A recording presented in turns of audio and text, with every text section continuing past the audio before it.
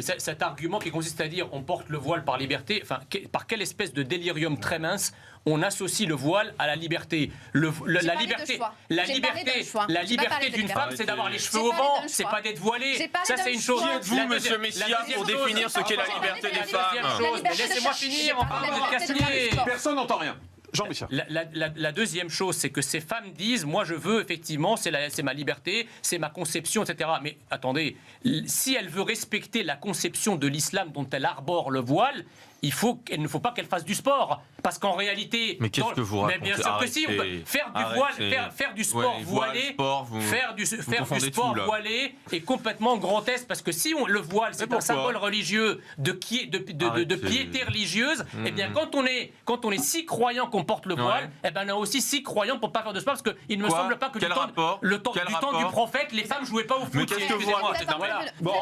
Oui, j'ai juste, il y a vraiment moi un truc que je pige pas tellement, c'est que la France insoumise, la gauche, la société des journalistes, un certain nombre de médias nous expliquent depuis des années que l'islamisation de la France serait un fantasme d'extrême droite. Alors moi je pose une question, comment se fait-il que si c'est un fantasme d'extrême droite, le simple fait que des journalistes enquêtent, montrent ce qui est, parce que comme disait Peggy, il ne suffit pas de dire ce qu'on voit, encore faut-il voir ce que l'on voit. Le simple fait de voir ce que l'on voit vous vaut non seulement des menaces de mort, mais des menaces de mort telles qu'il faille que l'État vous en protège. Donc comment on peut admettre ça, comment on peut voir ça et dire en même temps de l'autre côté l'islamisation est un fantasme? Si c'était un fantasme, on aura le droit d'enquêter sans risquer d'être menacé de mort. Jean Messia, comment peut-on expliquer ce silence de la part de la profession, des journalistes, des personnalités? Ça s'explique comment pour vous?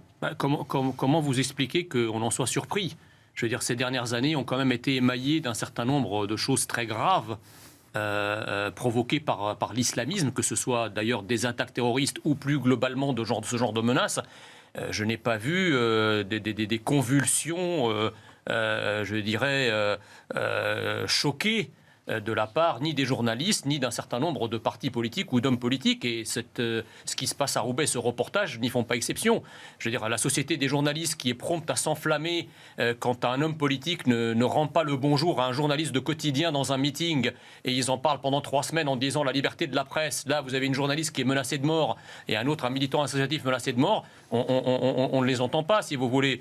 Et moi, ce qui m'inquiète dans cette histoire, c'est qu'à chaque fois, quand il y a des caricatures, il y a des menaces de mort, quand il y a un reportage qui montre la réalité telle qu'elle est, et non pas telle qu'elle est édulcorée par le système, eh bien, on a des menaces de mort. Au bout d'un moment, qui va avoir le courage de dire la réalité? Quel journaliste va avoir le courage d'aller sur le terrain et de montrer ça? Je crois qu'on est en train d'intérioriser une sorte de peur, panique, voyez, on est en train d'être inhibé par cette question, et je suis sûr que chaque journaliste, chaque caricaturiste, et même peut-être chaque homme politique, en tout cas dans certaines mouvances, se pose la question, avant de traiter le sujet de l'islamisme, de prendre toutes les pincettes et toutes les précautions possibles pour pas froisser, pour pas se mettre d'une certaine façon en danger. Et puis l'État peut pas protéger tout le monde, voyez, l'État peut pas, là, à chaque fois qu'on va montrer, parce que là, en fait, le verre n'est plus dans le fruit d'une certaine façon.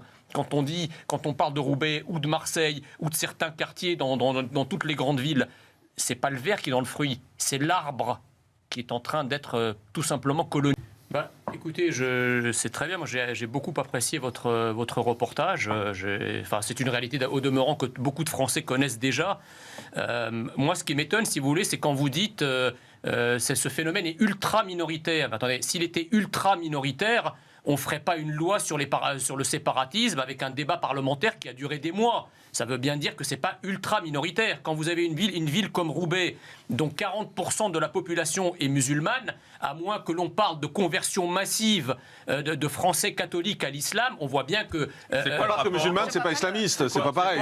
Laissez-moi terminer. Le pourcentage de musulmans et les questions d'islamisme. Laissez-moi terminer. Parce qu'on passe du temps sur une loi et des problématiques de société que c'est majoritaire. J'ai laissé parler tout le monde. Allez-y, Jean-Michel. Oui, mais vous Donc, il y a commencez par des 40. amalgames Là, un petit peu il y a gros. quand Non, même les le amalgames, c'est vous qui les faites et je vais vous dire pourquoi dans un Ah instant. non, pas du tout, ben Donc allez-y, je vous écoute. 40% de la population roubaisienne est musulmane. C'est bien que, effectivement, quand on nie le grand remplacement, ces musulmans-là, c'est pas des conversions de Français de souche qui se sont convertis à l'islam, c'est bien un apport de l'immigration. Donc 40% de musulmans à Roubaix, c'est aussi une preuve que Mais Roubaix qu'est-ce est que une vous ville, en savez? est Et une quel ville rapport? au moins à moitié remplacée. Il y a effectivement 40% de la population Quel est le roubaisienne, 40% de la Quel est le population rapport? roubaisienne qui est musulmane. Oui. Or, cela Et il y a signifie... 50% de la il y a population 50 ans, roubaisienne qui vit sous le seuil de il y pauvreté. a 50 ans, il n'y avait pas 40% de la population roubaisienne qui était musulmane.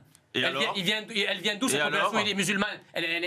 Elle tombe pas du ciel. Et alors C'est le fruit de Et l'immigration. alors Donc il y a bien un remplacement. Et où est le- Vous le voyez pas le Mais problème? arrêtez, non, je vois. Ça, je vois c'est alors, très ça, bien. c'est Non, ça, non, c'est je une vois chose. La très deuxième bien. chose, Non, pour non, non, mais attendez, juste, attendez, allez, je voudrais juste juste pour répondre là-dessus. répondre sur Je le vois lien très bien entre ce que vous l'islam et dites. l'islamisme. Mais Bien sûr attends, que, on le laisse finir. bien C'est pas sûr, parce que des bien gens sûr arrivent que qu'ils remplacent qui que ce soit. hein. l'islamisme et l'islam radical, il se nourrit de quoi? Il faut bien un terreau. Plus la population musulmane grandit en France, plus effectivement en bout de chaîne, l'islam radical va grossir Mais non, aussi. pas forcément. avec Il n'y a Mais pas non. d'études, il n'y a pas de statistiques. j'ai une là-dessus. statistique que vous très dites, simple. monsieur Oui, J'ai ça, une ça, statistique très simple. Les pays comme les pays d'Europe centrale et orientale, comme la Hongrie, comme la République tchèque, etc., qui n'ont que peu ou pas d'immigration arabo-musulmane, n'ont pas d'islam radical et n'ont pas non plus mais S'il n'y en a pas, Voilà, s'il n'y en a pas, il n'y en a pas. Arrête. Mais Voilà. non, il y a pas. C'est tout, c'est pas il y a- thématique. Macron se Ouais. fendait d'un tweet, on a vu Préfère François ignorer. Hollande se rendre au chevet d'un voyou. Pourquoi le président de la République ne soutient pas Ophélie Meunier et les auteurs du reportage? Pourquoi il ne soutient pas Amine El Bailly? Parce que vous me dites le D'abord, ministre... on a son cabinet Mais à pour une rejoindre raison Ophélie très simple, Meunier c'est pour que lui apporter tout son soutien. votre- Et le ministre, c'est le ministre de Mais parce l'Intérieur que qui a réagi votre immédiatement. système C'est son mais rôle. madame, Et d'ailleurs, il a mis sous avec le respect protection que je vous Ophélie dois, Meunier. votre système est un système hypocrite qui en réalité C'est vous qui encourage, d'où votre système. encourage Excusez-moi, mais l'islamisation votre de la France, arrêtez de parler d'islamisation de la France la avec un fonds de radicalisation, commerce qui ne crée fait rien, justement- laissez-moi parler, ne C'est fait ça qui rien, crée la fracture. ne fait rien Votre contre les discours, mouvements c'est le discours de la intégristes fracture. et effectivement Je suis l'islam désolée, monsieur radical. Messia. Et en bout de chaîne, vous avez Darmanin qui dit Arrêtez. je vais Non, protéger Darmanin. quelqu'un qui est menacé Non, par c'est ceux-là vous, même qui Darmanin. l'encouragent. En tant que ministre de l'Intérieur. Il y a juste Exactement.